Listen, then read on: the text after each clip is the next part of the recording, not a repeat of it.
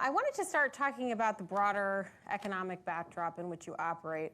This morning, we heard from your chief economist, who described his outlook as a bit pessimistic in the short term. Is this something, a view that you share? Yeah, well, we are in a slowdown, and we think, it's going to get a little bit worse in the short term.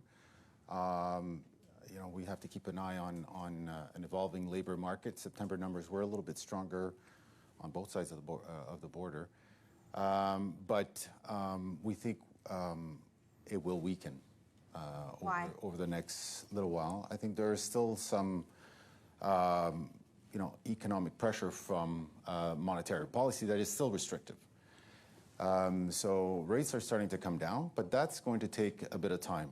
So we don't see before, short-term rates get to the area of around 3%. We think that it's going to, we're still going to see a bit of a slowdown in the economy. And are you expecting rates to start dropping as soon as next week? Is that sort of the beginning of the next phase? I think that's a very big possibility. Okay. How do you see that rate outlook impacting the bank? Well, the obvious headwind for financial institutions when short-term rates go down is the impact on deposits. Yes. And so that's, a bit of a headwind for all institutions, including us. Having said that, we don't base our strategy on where rates are going, and we've been through many rate cycles, economic cycles.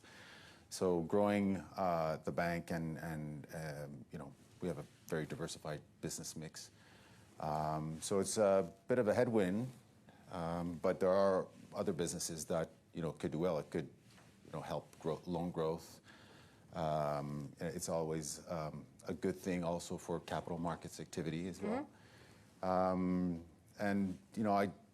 Shorter term rates will come down, but we believe, and I believe, that longer term rates will remain where they are, and potentially we'll see a steeper yield curve by the middle of next year, towards the end of next year, and that's typically good for banks.